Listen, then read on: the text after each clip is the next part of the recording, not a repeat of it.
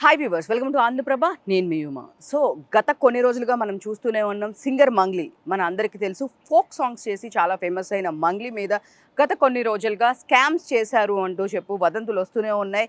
ఈరోజు బయటకు వచ్చి కంప్లైంట్స్ కూడా పంజాగుట్ట పిఎస్లో కంప్లైంట్స్ కూడా చేయడం జరిగింది. సో మనం చూసుకుంటే ఈ మంగ్లీ కేసు ఎవరైతే తీసుకున్నారో అడ్వకేట్ రామారావు గారు, సో తను తీసుకున్న విధంగా, తను తీసుకున్నప్పటి నుంచి 2 నెలల క్రితమే తన దగ్గరికి వీళ్ళందరూ వచ్చారని, బట్ ఫస్ట్గా తను కేసెస్ తీసుకోలేదని మీడియా పరంగా మనం పెట్టడం జరిగిందని చెప్పడం జరిగింది. సో ఆయన ప్రశ్నించినప్పుడు ఆయన చెప్పేది ఏంటి అంటే, ఒక ఆంధ్ర తెలంగాణే కాదు, కర్ణాటక నుంచి కూడా బాధితులు ఉన్నారని సో వాళ్ళందరూ అక్కడికి వెళ్ళడం, వాళ్ళు ఇచ్చిన ప్రూఫ్స్ కానీ, సాక్ష్యాలు కానీ, ఫోటోలు కానీ అవన్నీ సరే మీడియాకి సబ్మిట్ చేశాము.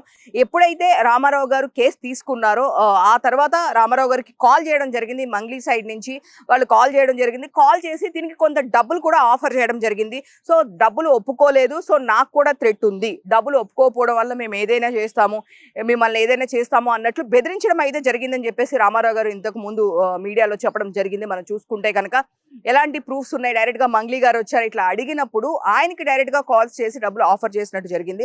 సో ఇక్కడ ఏంటి అంటే ఓన్లీ ఆంధ్ర తెలంగాణ కాదండి. సో ఈ మైక్రో ఫైనాన్స్ అనే వాళ్ళు చూసుకుంటే కనుక కర్ణాటక బోర్డర్ నుంచి కూడా ఉన్నారండి. చాలా మంది కర్ణాటక బోర్డర్ నుంచి కూడా మనం చాలా మంది పెట్టుబడి పెట్టడానికి రావడం జరిగింది. చూసుకుంటే కనుక ఎవరైనా సరే డెఫినెట్ గా మనం ₹1 ఇన్వెస్ట్ చేస్తున్నాము అంటే కనుక మనకి ఇంకా అమౌంట్ ఎక్కువ వస్తుందంటే వాళ్ళు డెఫినెట్ గా ఆశగా ₹1 ఇన్వెస్ట్ చేయడం జరుగుతుంది. సో ఇట్లాంటి మోసాలు మనం ఇప్పుడు చూసినప్పుడు కూడా, సో ఎంత చూసినా కూడా అవేర్నెస్, ఎంత గవర్నమెంట్ వీళ్ళ మీద ఎంతో అవేర్నెస్ చేస్తూ ఉంటారు.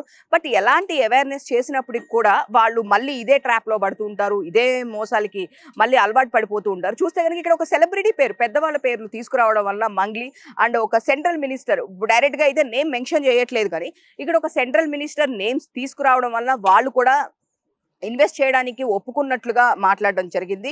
సో సదరు ఎవరైతే పంజాగుట్ట పిఎస్ లో కంప్లైంట్ చేసిన రామారావు గారు ఉన్నారో ఆయన దగ్గర అన్ని ప్రూఫ్స్ ఉన్నాయని చెప్పి మీడియా పరంగా ఇవ్వడం జరిగింది. బట్ ఇలాంటి పరిణామంలో గత 2 నెలలుగా ఇదే విషయం మీద జరుగుతున్న టైంలో ఇన్ని రోజుల నుంచి కాకోకుండా మంగ్లీ ఈ రోజు బయటకు వచ్చి, లేదు నన్ను కావాలని చెప్పి బ్లేమ్ చేస్తున్నారు, నా పరువు ప్రతిష్టలు తీయాలనుకుంటున్నారు అని చెప్పేసి రిటర్న్ కేసు పెట్టడం అనేది మనం ఈ రోజే చూసాము. సో చూసుకుంటే మేము మైక్రో ఫైనాన్స్ చేస్తాము, సో కాబట్టి మీరందరూ ఇన్వెస్ట్ చేయండి అని చెప్పి చాలా మందితో ఇన్వెస్ట్ చేయించి మమ్మల్ని స్కామ్ చేశారు అని చెప్పేసి బయటికి రావడం జరిగింది. లాయర్, ఇది మామూలుగా ఎవరైనా ప్రాబ్లం ఉంటే లాయర్ దగ్గరికి వెళ్తారు, లాయర్తో కేసులు పెడతారు. బట్ మనం చూసుకుంటే కనుక లాయరే కేసు పెట్టడం అనేది మనము చాలా రేర్ కేసెస్లో చూస్తూ ఉంటాము. సో నాకు ఇలా జరిగింది అని చెప్పేసి బయటకు వచ్చి కేసు పెట్టారు, పంజాగుట్టలో ఇట్లా జరిగిందని చెప్పేసి మనం చూస్తూనే ఉన్నాము. మైక్రో ఫైనాన్స్ అండ్ వాళ్ళ అపార్ట్మెంట్లోనే జరిగింది. దీన్ని క్వశ్చన్ చేయగా తను చెప్పింది ఒకటే, వాళ్ళ అపార్ట్మెంట్లోనే జరిగింది. మంగ్లీ వాళ్ళ చెల్లెల్ని ఎవరైతే చేసుకుంటున్నారో అతనే ఇదంతా నడిపించారు, మంగ్లీ చెల్లిని ఎవరైతే చేసుకుంటున్నారో అతనే నడిపించారు అని చెప్పేసి వాదన మనకి వినిపిస్తూ ఉంది. మనం చూసుకుంటే కనుక మంగ్లీ చెల్లెలు కూడా మనందరికీ సుపరిచితురాలే. తను కూడా చాలా మంచి పాటలు పాడింది, కన్నడలో కూడా పాడింది, ఇక్కడ కూడా పాడింది. సో తను కూడా మనందరికీ సుపరిచితురాలే. కాకపోతే వాళ్ళ తమ్ముడు వీళ్ళందరూ కలిసి, ఫ్యామిలీ మెంబర్స్ అందరూ కలిసి మేము మైక్రో ఫైనాన్స్ చేస్తున్నాము, మీకు తప్పకుండా డబ్బులు వస్తూ ఉంటాయి. ఇలాంటివి మనం చాలా ఫ్రాడ్స్ చూస్తూ ఉంటాము, కానీ ప్రజలు మళ్ళీ అదే పని చేస్తూ ఉంటారు. సో ఎవరైనా సరే మనం పెట్టిన పెట్టుబడి కంటే కూడా ఎక్కువ డబ్బులు వచ్చేస్తాయి అని చెప్పేసి ఇప్పటికే మనం ఎన్నో స్కామ్స్ సొసైటీలో చూస్తూనే ఉన్నాం. ఇలాంటి స్కామ్స్ చాలా వచ్చినాయి సొసైటీలో, రెగ్యులర్గా మనం చూస్తున్నప్పటికీ. కానీ మళ్ళీ ఇలాంటి స్కామ్స్ వెలుగులోకి చూస్తున్నాం. కాకపోతే ఇక్కడ ఒక సెలబ్రిటీ అనే పర్సన్ ఉండడం వలన మేము నమ్మి డబ్బులు పెట్టాము, మా ఇంటి దగ్గర నుంచి మాకు కాల్స్ వస్తున్నాయి, సో ఇలా చేయడము ఎంతవరకు కరెక్టు, సో కావాలని ఆవిడ ఒక మంగ్లీ ఒక మినిస్టర్ పేరు కూడా చెప్పింది.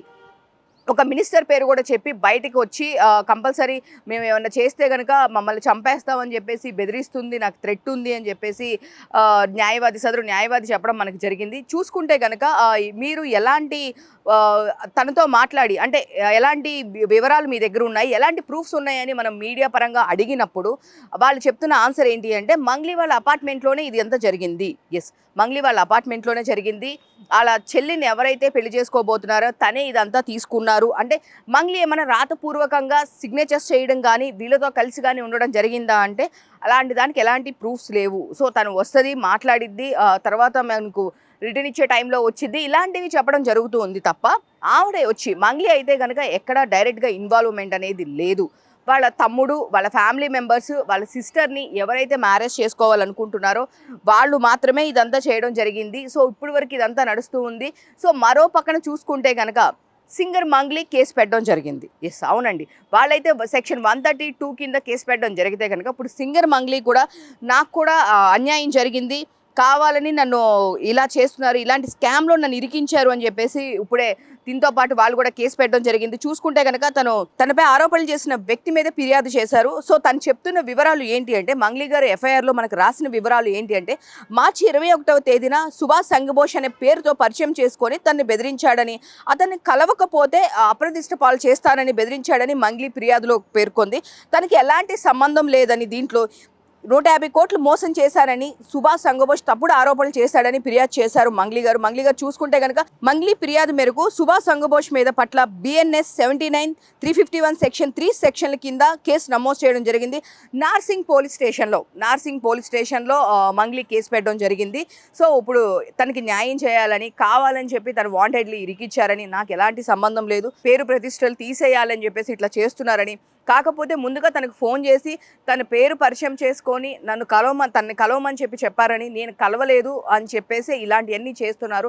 సో, ఈ స్కామ్లో నన్ను ఇరికిచ్చారు అని చెప్పేసి నార్సింగ్ పోలీస్ స్టేషన్లో కేసు పెట్టడం జరిగింది. ఇప్పుడే చూస్తే కనుక తను రిటర్న్గా కేసు మొత్తం ఫైల్ చేశారు మంగ్లీ గారు. సో, మీరు స్క్రీన్ మీద అది కూడా చూడొచ్చు. సో, ఎఫ్ఐఆర్ కాపీ కూడా మన స్క్రీన్ మీద చూడొచ్చు. సో, రిటర్న్గా కంప్లైంట్ ఫైల్ చేయడం జరిగింది నార్సింగ్ పోలీస్ స్టేషన్లో.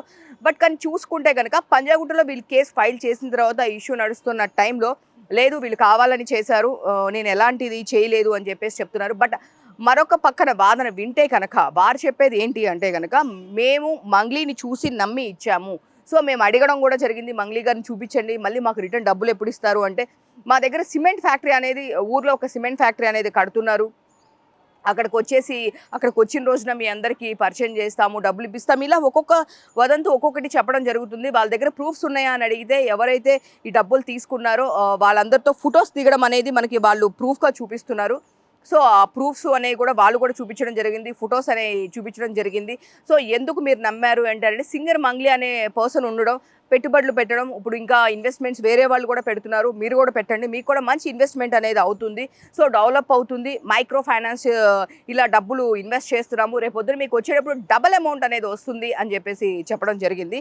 సో, మనం చూసుకుంటే కనుక మరిన్ని వివరాలు చూసుకుంటే కనుక ఇది ఎప్పటి నుంచో చాలాసార్లు ఇంతకు ముందు కూడా వాళ్ళు 1, 2 ఇట్లా మమ్మల్ని బెదిరించారు అది ఇది అని చెప్పి 1, 2 కేసులు వచ్చినప్పటికి కూడా ఇంతమంది గ్రూప్ ఆఫ్ పీపుల్, అంటే ఇప్పుడు వాళ్ళ వాదన ఎలా ఉంది అంటే మంగ్లీ మీద మేము చెప్పాల్సిన అవసరం లేదు, గ్రూప్ ఆఫ్ పీపుల్ ఏం చెప్తున్నారు అంటే ఒక్కరైతే చెప్తారు, బట్ ఇంతమందిని మోసం చేశారు, అది నిజం కాబట్టే మేము ఇంతమంది గ్రూప్ ఆఫ్ పీపుల్ చెప్తున్నాము, మా డబ్బులు మేము నష్టపోయాము అని చెప్పేసి చెప్పడం జరిగింది.